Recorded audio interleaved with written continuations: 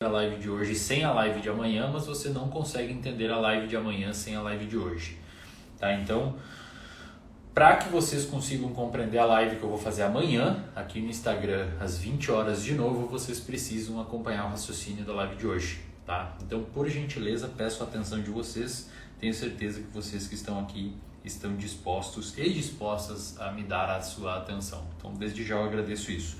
Eu preparei um roteiro. Eu mandei esse roteiro lá nos grupos de WhatsApp, tá? Raciocínio que eu quero levantar com vocês envolvendo aspectos de vida e neurobiologia. Vocês sabem que um dos meus principais objetivos aqui no Instagram é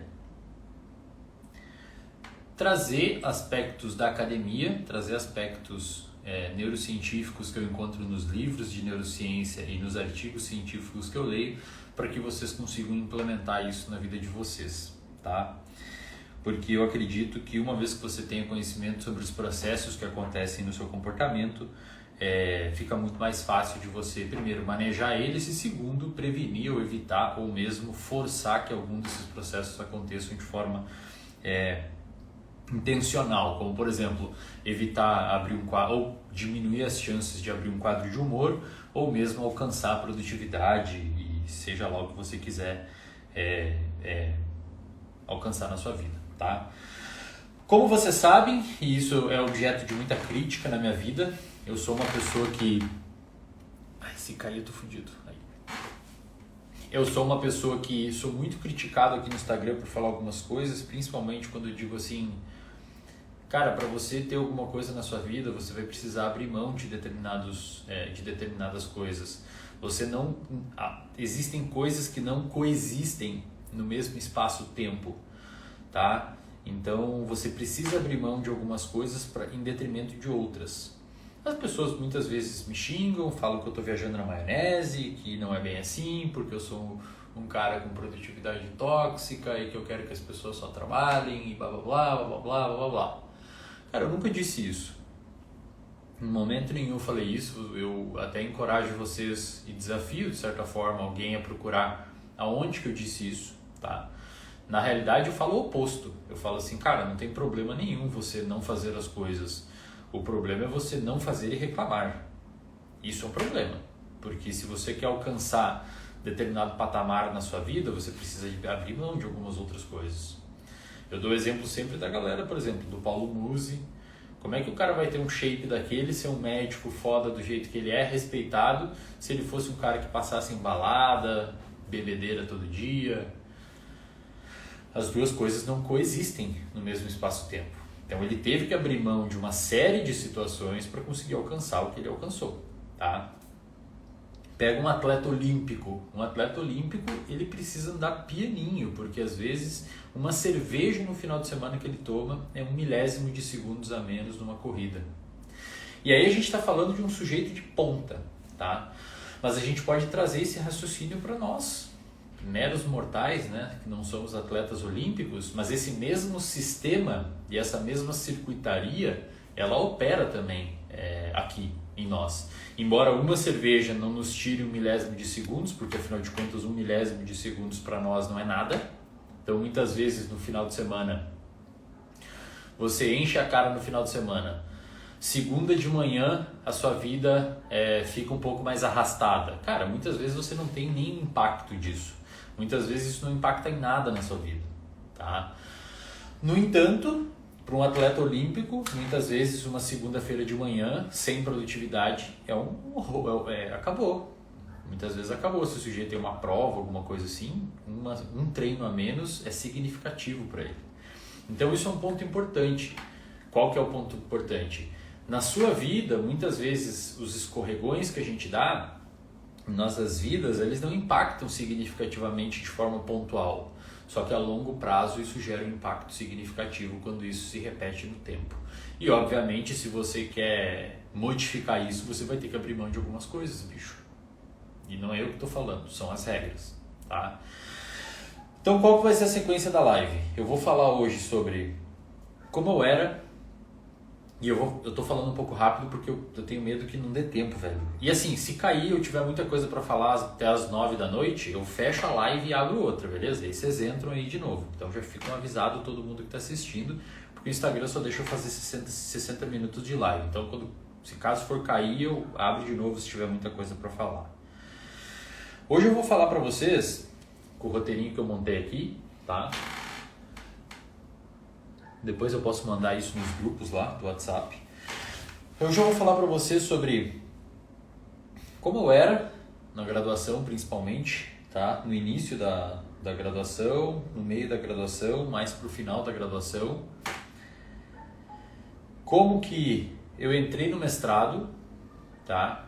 E amanhã eu continuo do mestrado para frente na história da vida e como que eu fui, o que eu fui aprendendo nessa trajetória, tá? Eu sou apenas um moleque de 27 anos, é verdade, mas eu acredito que eu tenha conversado com muitas pessoas, atendido muitas pessoas num nicho que pouca gente tem acesso, que são muitas pessoas com muito sucesso profissional. Essas pessoas têm padrões, tá? Essas pessoas fazem coisas parecidas. Eu diria até que existe uma certa fórmula do sucesso na realidade, tá?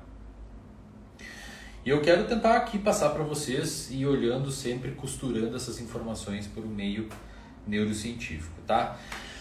Então assim, o primeiro ponto que eu gostaria de falar para vocês é que a gente vai dividir a live de hoje, sendo a live de hoje Vaca Cinza, o nome dela, e a live de amanhã Vaca Roxa, para nivelar todo mundo que está assistindo. O que é uma vaca cinza? Imagina que você está caminhando num campo e nesse campo existem diversas vaquinhas, vacas marrons, vacas cinzas. Você morou na cidade muito tempo, nunca viu uma vaca e obviamente quando você vê um animal daquele tamanho, um mamífero gigante com os olhos pretos parecendo umas bolitas, a primeira coisa que você pensa é: caramba, que animal fascinante, que coisa linda. Você fica assustado, você fica abismado, você bate foto, você manda para os seus amigos e você continua caminhando no campo. Com o tempo, você vai vendo vacas cinzas e marrons em todo lugar. Algumas cinzas com branco, outras pretas com branco, outras marrons com branco. E você está sempre vendo vacas das mesmas cores, tá? Chega um momento que você cansa de ver essas vacas. Essas vacas são normais. Essas vacas são corriqueiras. Essas vacas são entediantes. Essas vacas são mais do mesmo. Elas não te chamam mais atenção, tá? Até que em algum momento, nessa caminhada, você encontra uma vaca roxa. E aí, o que você faz quando você vê uma vaca roxa? Você para, você bate foto, você abraça, você manda para os amigos, você fala para todo mundo que viu uma vaca roxa. As pessoas vão duvidar de você. Ou muitas vezes, as pessoas vão falar que é uma anomalia da natureza existir uma vaca roxa. Mas sendo ou não uma anomalia, sendo estranho ou não sendo estranho, a vaca roxa se destacou, tá? A vaca roxa foi lembrada, a vaca roxa muitas vezes foi criticada, e isso é uma coisa que vocês aprenderam errado. As pessoas normalmente associam crítica a fracasso e acham que a crítica vai levar ao fracasso. Uma coisa não necessariamente tem a ver com a outra. O que leva ao fracasso é a indiferença. O que leva ao fracasso é ser sem sal. Isso leva ao fracasso. Então, na live de hoje, eu vou contar para vocês um pedaço da história da minha vida onde eu era vaca cinza, tá? Se você se identificar em algum momento com isso que eu vou falar aqui, não fique bravo, tá? Porque ficar bravo é uma coisa que justamente é esperado que você faça. E é o que eu fazia antes. Então, se você se identificar com coisas que eu falar aqui, na realidade, entenda essa braveza, essa ira que o que eu falar aqui vai gerar em você como um marcador comportamental de mudança. Entende o que eu quero dizer? Se o que eu falar aqui gerar de alguma forma algum embrulho, um enjoo no seu estômago, entenda isso como um marcador comportamental de necessidade de mudança. A partir disso você tem duas opções: ou você ignora o que eu falar aqui, ou você entende o que eu falar aqui, começa a digerir essa informação, vê se isso de fato entra na sua vida e faz sentido e começa a aplicar aí de acordo com o que você achar interessante, tá? Bom, quando eu era uma vaca cinza, né, eu estava na graduação, eu entrei em psicologia 36º suplente, isso mesmo, 36, número 36 de suplente numa universidade particular no interior do Rio Grande do Sul. 36º, ou seja, eu fiquei 36 posições depois do último colocado. Exatamente, esse era o Wesley quando entrou na graduação. 36 posições depois do último colocado. Por ser uma universidade paga, muita gente não pagou a matrícula na época. Certa vez eu estava em casa dormindo, ressacado, bêbado, e a moça me ligou lá da secretaria falando que tinha chegado a minha vez. Falei com os meus pais falaram, cara, vamos fazer, né? Tem que fazer. A gente procurou um financiamento, afinal de contas uma faculdade particular é cara pra caramba. Eu nunca havia estudado na minha vida para tentar uma faculdade pública. E financiamos a faculdade, até hoje eu pago aquele boletim esperto que chega no meu e-mail todo mês. Por muito tempo meu pai pagou, hoje eu tenho condições de eu mesmo pagar. E entrei na faculdade, tá? Quando eu entrei na faculdade, acontece um fenômeno muito curioso, né? Você se chama de universitário. Agora você é um universitário. Você se chama de universitário como se você fosse uma pessoa além ou acima das pessoas que não são universitárias. E isso foi um erro grotesco que eu tive na minha vida, em achar que pelo fato de eu ser universitário eu era alguma coisa. E hoje a gente entende, na época eu não entendia isso, mas hoje eu sempre imagino eu olhando o Wesley daquela época, né? Hoje eu entendo por que eu pensava daquela forma e, cara, a realidade é que pelo menos até o 8º, 7º período de qualquer curso de graduação, um graduando sabe mais ou menos do que qualquer outra pessoa que você encontra na rua aí sabe, né? Tem uma aula do Clóvis de Barros Filho na USP, que está gravada no YouTube, que ele fala para os alunos da turma, ele fala assim, ó, eu não entendo por que vocês não estão prestando atenção na minha aula, porque eu entendo, vocês estão na USP, botaram faixa na casa de vocês quando vocês passaram, vocês fizeram um cursinho, a avó de vocês ficou orgulhosa, mas isso ele falando para os alunos da USP, mas sair na rua e dar um chute em qualquer moita, sai 2 ou 3 pessoas que sabem mais ou menos ou tanto quanto qualquer um de vocês aqui dentro. Portanto, baixa a bolinha aí que vocês não são tudo isso. O que é uma vaca cinza? A vaca cinza é que não está nesse pretexto. A vaca cinza, ela acha que sabe mais que os outros e principalmente quando os outros de fato sabem mais que ela, o que ela faz? Ela rebaixa os outros para se sentir no mesmo tamanho, em vez de tentar se crescer para chegar junto às outras pessoas. Então, uma pessoa nesse tipo de cenário, ela fica organizando, ela fica arquitetando e alimentando e agigantando uma insatisfação produtiva, uma insatisfação improdutiva. Isto é, a pessoa muitas vezes por atividades intrínsecas a crenças que a pessoa tem durante a vida, ou muitas vezes por esse ego inflado por ter entrado em uma instituição de ensino superior e se achando que sabe mais que o Deus e o mundo, inclusive muitas vezes mais que os professores, embora muitas vezes de fato saibam mesmo, as pessoas têm aí uma insatisfação improdutiva, ou seja, nada é bom, todo mundo está errado e a pessoa ela é boa e melhor que todos. Eu era assim no início da graduação, eu olhava para uma pessoa e eu falava assim, essa pessoa não sabe nada. Hoje, se eu olhasse para aquele Wesley, eu ia falar assim, cara, mais uma pessoa que está viajando na maionese, acha que sabe mais que qualquer um e caiu no que a gente chama de efeito Dunning-Kruger, que é o quê? As pessoas idiotas hoje acham que sabem bastante e as pessoas que de fato sabem bastante acham que são idiotas, tá? Obviamente, para um sujeito passar em 36º suplente para uma universidade particular do interior do Rio Grande do Sul, e não é desfazendo as faculdades particulares, mas aqui de fato elas são menos concorridas que uma universidade pública por razões óbvias, uma pessoa assim, com certeza uma pessoa desorganizada. Esse era eu na época. Eu dormia mais ou menos umas 4 horas da manhã, 4 horas da manhã, isso mesmo. Eu dormia mais ou menos umas 4 da manhã, acordava 10 horas, 10 e meia, por aí, 11 horas, acendia uns 2 ou 3 cigarros, tomava um copo de café e lá pelas 3, 4 da tarde, quando eu ia para a universidade, eu comia um salgadinho, uma coxinha ou alguma coisa assim na cantina, como almoço, né? Então esse era... E depois só jantava quando chegava em casa de novo, um pratinho de macarrão com salsicha. Eu pegava o macarrão e furava ele cru ainda antes de cozinhar a salsicha e colocava a cozinhar, ficava bem ruim. Então imagina, fumante, sedentário, sobrepeso, não conseguia caminhar uma quadra sem conseguir quase me esbaforar ali, quase vomitar, insatisfeito com tudo, achando que as outras pessoas são erradas e que eu sou certo, dormindo 4 da manhã e acordando 10 e meia da manhã, comendo mal pra caralho, né? Não fazendo uma refeição digna na minha vida e mastigando cigarro o dia todo, até que um dia me deu bronquite pulmonar aguda e eu não parava de tossir um minuto.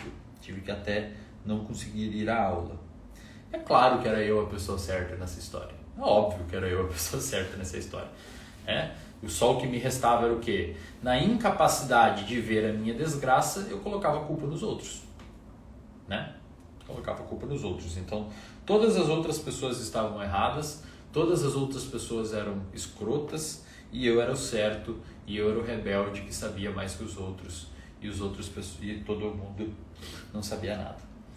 Então eu acabava colocando a culpa do meu fracasso nas outras pessoas, porque isso é uma coisa, isso é um evento comum nas pessoas que são vacas cinzas, porque você nunca vai se transformar numa pessoa proeminente na sua área ou em destaque na sua área sendo que você é incapaz de olhar os seus próprios defeitos e os seus próprios fracassos, ajustar isso frente à realidade que você está, dentro de um plano que faça sentido e principalmente que seja pautado no mínimo de humildade possível. Então eu colocava a culpa nos outros, né? Obviamente. Eu tentava diminuir o sucesso alheio. E enquanto eu estou falando isso,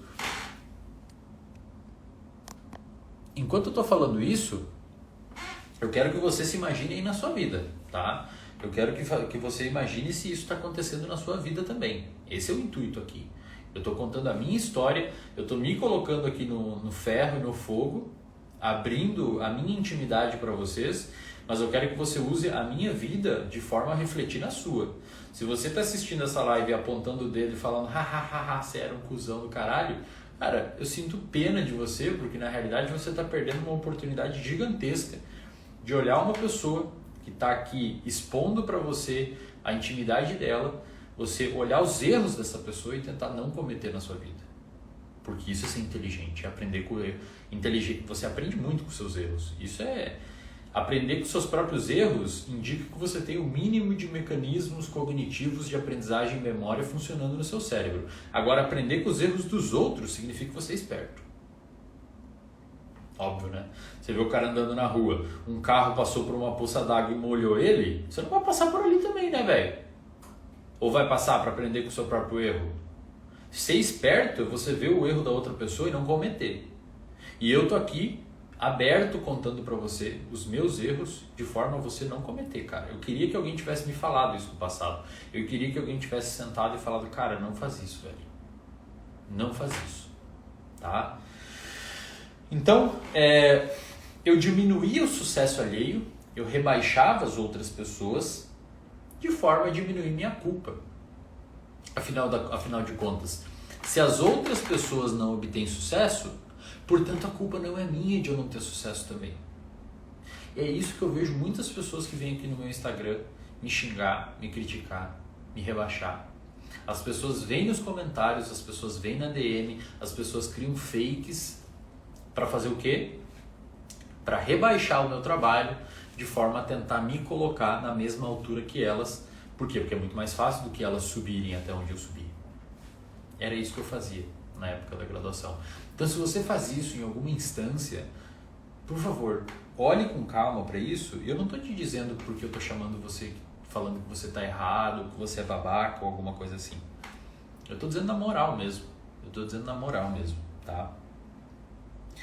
Nessa época, então, eu era uma pessoa fraca, física mesmo, palito, sobrepeso, muito fraco fisicamente, e eu era muito fraco psicologicamente também, tá?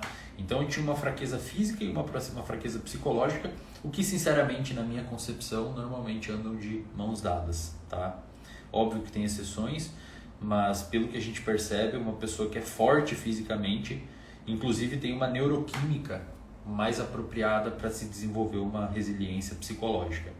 Então, vamos dividir essa fraqueza física e psicológica e trabalhar um ponto cada um delas, tá? Lembrando, por favor, tente implementar isso dentro da sua vida. Quando eu me via, isso aqui é um ponto que poucas pessoas entendem na realidade, tá? Muitas vezes até é difícil explicar em palavras e pode parecer e soar superficial, mas também, aí paciência, quem achar que isso é superficial, ignora. Quem achar que isso é superficial e fica bravo, o problema é seu. E você que está aí assistindo para obter algum conhecimento ou tirar algum insight disso, presta atenção no que eu vou dizer agora, que é importante e pouco falado. A fraqueza física, ela impacta diretamente na sua percepção de autoeficácia. Você já ouviu essa palavra? Percepção de autoeficácia? A percepção de autoeficácia é basicamente você se sentir incapaz de fazer alguma coisa, inclusive fisicamente, tá? Ou você acha que eu me sentia bem quando eu descia do busão e não conseguia caminhar 2 quadras até em casa porque eu quase esbaforava e vomitava com o meu cardiovascular, o meu preparo cardiovascular estava uma porcaria por fumar e estar com sobrepeso e não fazer atividade física. Não fazia nada. Você consegue me imaginar sem fazer exercício físico? Eu também não, mas eu não fazia, tá? E obviamente quando eu chegava em casa, o meu cérebro, tem regiões no cérebro, principalmente uma regiãozinha chamada lobo da ínsula. Lobo da ínsula, uma bolota que você tem no meio do cérebro, que é um conjunto de várias regiões. Essa região ela é muito responsável por um processo que a gente chama de interocepção.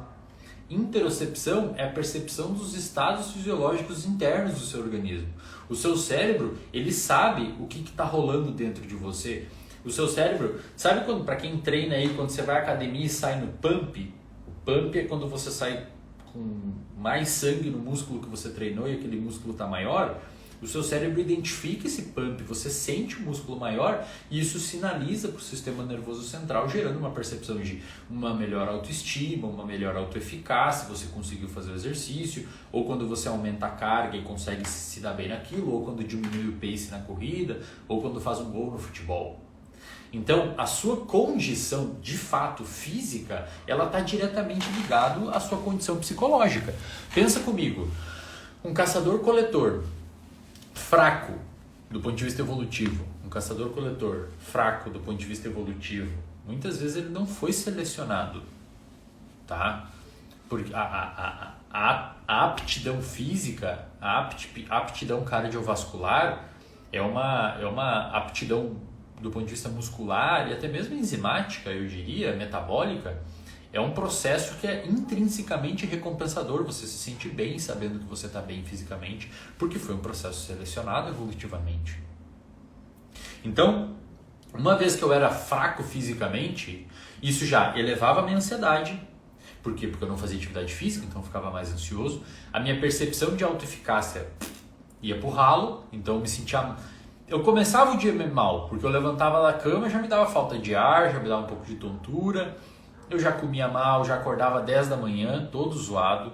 Então eu já acordava para baixo, eu já acordava desistindo, eu já acordava pronto para não fazer. E aí qual que é o mecanismo óbvio que uma pessoa dessas vai fazer? Reclamar e culpar os outros.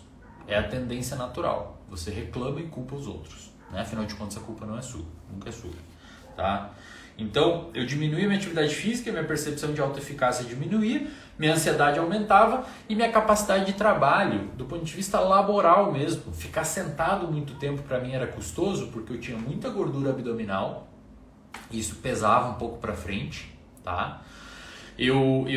Isso me dava muita dor na minha lombar e eu tinha muita dor na cervical também, minha cabeça doía muito, porque eu era muito fraca, as minhas costas eram muito fracas. E isso diminuía a minha capacidade de realização de trabalho, ou seja, fisicamente eu não conseguia ficar sentado. Né? Não tem exercícios que muitos ginastas laborais, etc., que o pessoal faz em trabalhadores, principalmente trabalhadores manuais, para não dar cãibra, etc. Cara, você precisa ter o mínimo de resistência física para conseguir fazer um trabalho, inclusive ficar sentado estudando. Como é que você vai conseguir manter uma linha do tempo de um ano estudando 7, 8 horas por dia sentado ou trabalhando 7, 8 horas por dia sentado se a cada pouquinho você tem que levantar porque está com dor no ciático, ou porque está com dor na lombar, ou porque está com dor não sei aonde, ou está com dor no ombro, ou está com dor na cervical? Pensa assim, às vezes dentro de um dia isso não é nada, mas cara, se você faz isso a cada 3 dias você perde 1 hora levantando porque está com dor no corpo, dentro de 3, 4 anos você perdeu, sei lá, 3 meses de trabalho, bicho. Vocês não botam isso no cálculo. É por isso que você precisa entender as regras do jogo. Tá? Quando você levanta já, cara, disposto, você treinou, você tá bem, você se alimentou bem, você tem um café da manhã te esperando ali que você vai fazer e vai ficar gostoso. Você já acorda muitas vezes, o seu limiar de percepção de esforço, isto é, o quão custoso é fazer alguma tarefa, é um limiar de percepção de esforço menor. Isto é, você precisa de um estímulo menor para conseguir engajar naquela tarefa. E quando eu digo um estímulo, eu não vou ter tempo de explicar tudo aqui, cara. Se deixar, eu fico falando 12 horas aqui com vocês. Porque dá para entrar em subpontos assim, e até o final lá na neurobiologia eu já começo a viajar aqui e já começo a ligar os ponteiros. Mas quando eu digo limiar de percepção de esforço, e isso é um tópico que vai ter na Masterclass, cara, eu acho que tem uns 6, 7 slides que a gente vai falar só de limiar de percepção de esforço, inclusive com sistema cardiovascular, sistemas de metabolismo de insulina, como que você submeteu o seu organismo a um grau de esforço físico, melhora esforço cognitivo, com os artigos mostrando um crosstalk entre melhora de metabolismo periférico e melhora de metabolismo central. Basicamente assim, trocando em miúdos, quando você imagina que o seu limiar de percepção de esforço é isso aqui, você precisa bater nesse limiar de percepção de esforço para conseguir iniciar uma tarefa, sei lá, tipo assim, realmente eu vou ter que fazer essa tarefa aqui e vamos começar isso daqui, tá? Cara, você precisa treinar o seu cérebro, você precisa realizar essas tarefas com maior frequência de forma que esse limiar de percepção de esforço ele fique, ele não trave o seu comportamento, tá? Então se você tem um limiar de percepção de esforço muito baixo, qualquer coisa é custosa. Então tá aqui, cara, qualquer coisa bateu o teto. Tipo assim, o seu limiar de percepção de esforço é isso. Então você começou a fazer estudo, começou a estudar, já se esforçou demais, já tenho que parar, já não vou conseguir. Você precisa aumentar o seu limiar de percepção de esforço, empurrar ele para cima, para que você consiga fazer várias coisas sem sentir fadiga. Tá? Sem sentir fadiga mental. Isso é treinável. Tanto do ponto de vista dopaminérgico, ou seja, quanto maior for a sua motivação para realizar alguma tarefa, maior vai ser o seu limiar de percepção de esforço, afinal você está motivado, ou você sente esforço para viajar? Não, né? O seu limiar de percepção de esforço nem existe na viagem. Você nunca chega com isso, tipo, nossa, realmente está cansativo isso, não aguento mais fazer esse esforço de pedir uma pizza. O limiar de percepção de esforço geralmente é com treino, com estudo, com dieta, mas isso tem que ser treinável, ele é flexível, ele não é... E para baixo também, quanto menos você fizer, mais custoso fica fazer as tarefas. Então, quando eu estava sedentário, sobrepeso, mal caminhava direito, comia só porcaria, fumava, bebia álcool pra caramba, reclamava da minha vida, tudo era culpa dos outros, nada prestava, eu era o bonzão, blá blá blá blá blá blá blá blá blá. Cara, o meu limiar de percepção de esforço era isso. Levantar da cama e fazer um café já era meu Deus, vou ter que levantar da cama, fazer um café, ir pra aula. Aí é uma reclamação generalizada.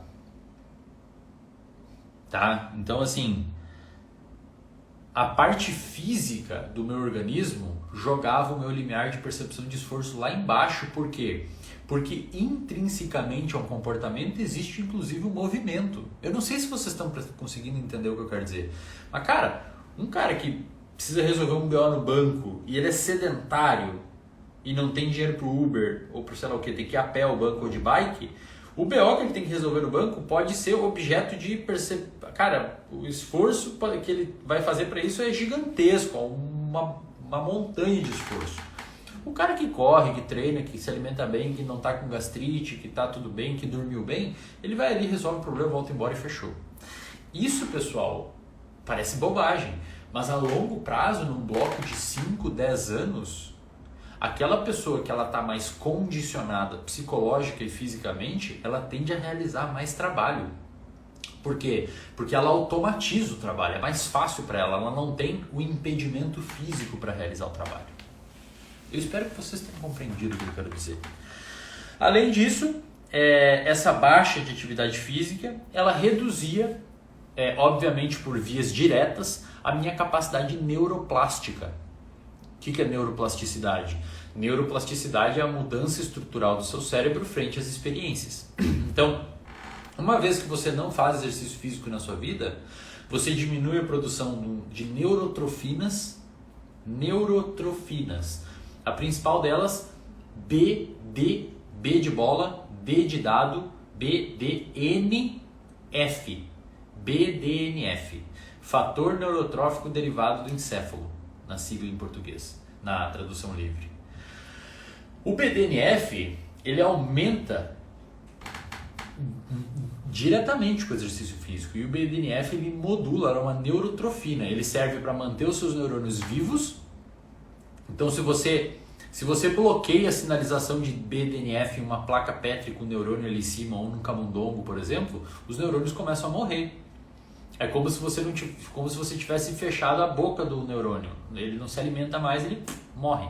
Ele precisa de energia e tal. O BDNF é um fator neurotrófico. Ele ajuda não só os neurônios a se manterem vivos, como também a criar novos neurônios. O BDNF ele é neurogênico. Formam novos neurônios no seu cérebro. Então, naqueles casos, como eu comentei várias vezes aqui no perfil... Puta, eu tô falando rápido, cara. Não sei se vai dar tempo. Foda-se, qualquer coisa eu vou abrir outra live, tá? Fiquem espertos aí. Senão eu não vou passar os temas que eu quero. Aquele caso que eu comento nos posts, e vocês já sabem muito bem disso, de que o estresse é o principal fator de risco para o desenvolvimento de depressão, porque o aumento crônico de cortisol, então você está sempre estressado, está sempre irritado, está sempre ansioso, começa a matar neurônios dopaminérgicos, então neurônios produtores de dopamina lá no seu cérebro começam a morrer e aquela pessoa estressada começa a ficar desmotivada, o BDNF consegue restaurar a neurogênese, isto é, criar novos neurônios.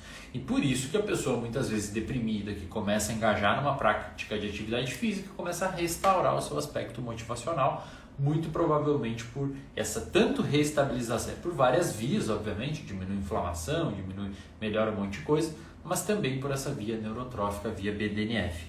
Além disso, quando eu não tenho BDNF, quando eu não tenho irisina, quando eu não tenho várias outras substâncias químicas que o exercício físico libera, inclusive aumento de noradrenalina, aumento de dopamina, aumento de outras endorfinas, eu diminuo de uma maneira geral a neuroquímica que possibilita a minha neuroplasticidade.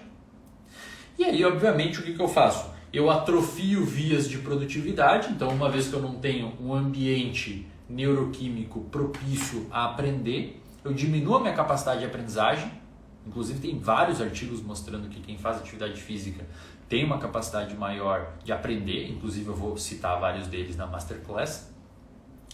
E eu hipertrofio vias disfuncionais, porque quando você está sem atividade física, você aumenta a quantidade de glicocorticoides e você aumenta aquelas vias de ansiedade.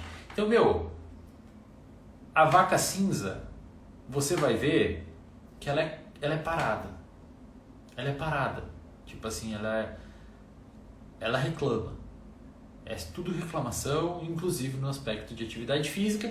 E o cérebro dessa vaca cinza, o cérebro dessa pessoa, cria um ambiente favorável à perpetuação da reclamação.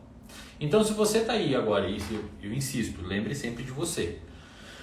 Se você está aí agora e você é uma pessoa que tem uma insatisfação improdutiva, então, cara, porque tem a insatisfação produtiva, que a gente vai conversar amanhã na live da Vaca Roxa. A insatisfação produtiva é o que você deve buscar.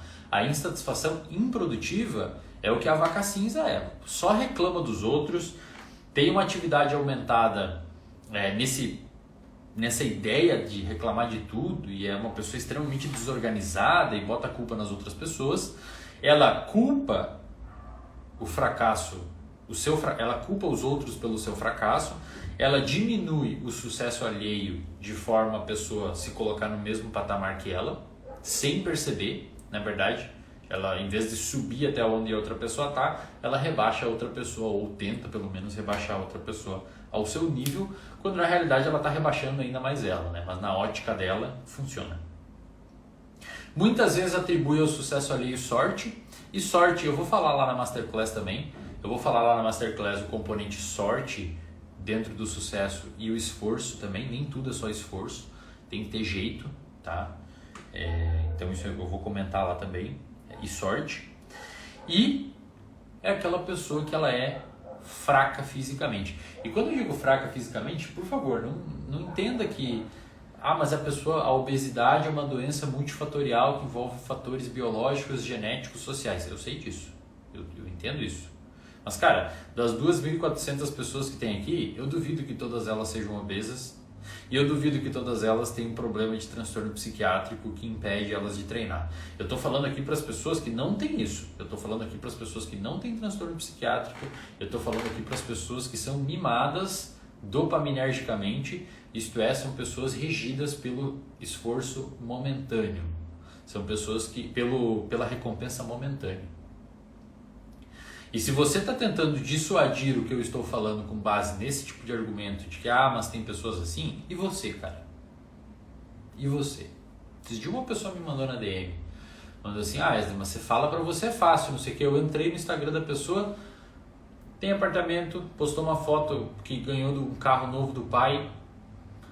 Tipo, tá, e você, velho? Faz aí você também, você tem tudo aí os bagulho, por que você não faz? Deixa as outras pessoas, tudo bem? O que eu vou fazer? Paciência, mas e você? O que você pode fazer por você? Você quer resolver a porcaria da guerra na Ucrânia e você não lava a louça pra sua mãe, meu.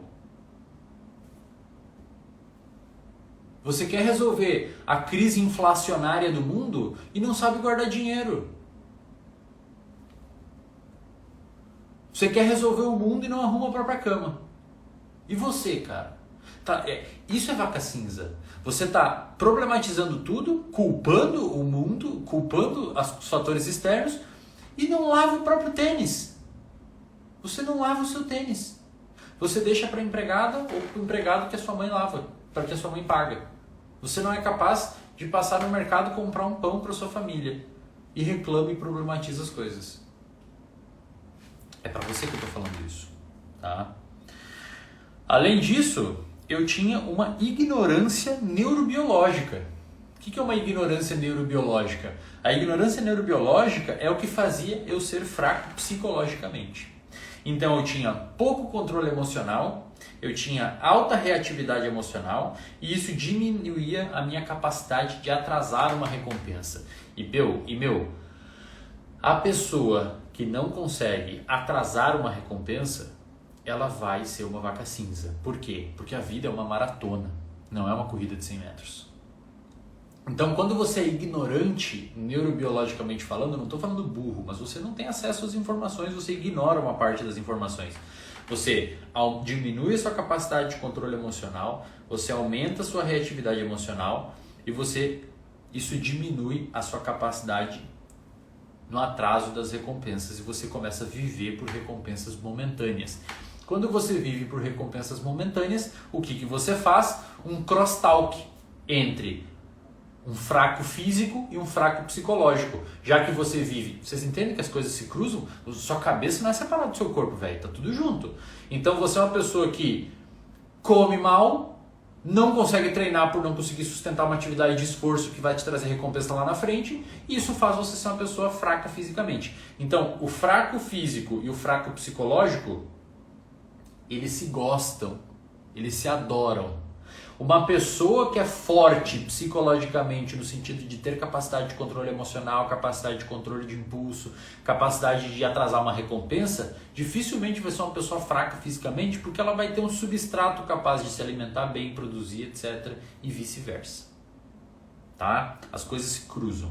E obviamente isso diminuía a minha constância, diminuía meu resultado, aumentava a minha reclamação, aumentava a minha irritabilidade e me jogava para o uso de substâncias dopaminérgicas, principalmente cigarro e álcool. Afinal de contas, o meu sistema estava todo para baixo, eu estava estressado, provavelmente diminuindo a minha dopamina basal e obviamente o meu cérebro queria dopamina. Uma vez que eu era uma pessoa que não entendia as regras do jogo, aonde que eu buscava essa dopamina? Cigarro e álcool. O que por sua vez afetava mais o meu cardio, afetava mais o meu físico, que deixava o meu psicológico ruim, que deixava o meu físico ruim e virou uma grande bola gigantesca de merda, que depois você joga ela no ventilador e aquilo espalha pela sala inteira. Tá? Além disso, nesse meio tempo todo, tudo isso em um ciclo circadiano desregulado, que impossibilitava tudo, tá? Então, uma coisa que vocês nunca mais podem esquecer é que você é um organismo que se constitui como um organismo. E determinados estímulos físicos que você dá ao seu organismo reverberam em capacidade de aprimoramento intelectual, psicológico e mesmo de capacidade de autoeficácia. Então quando eu falo pra você, velho, começa a dar uma caminhada, começa a dar uma corrida, começa a treinar, não é por mero objetivo estético. A estética é importante, quem fala que não é importante está viajando na maionese, porque estética é importante sim, você se sentir bem é muito importante. Mas eu tô falando por um crosstalk que existe entre físico e psicológico. E obviamente o ambiente fecha isso. Então esse crosstalk existe em meio ao ambiente.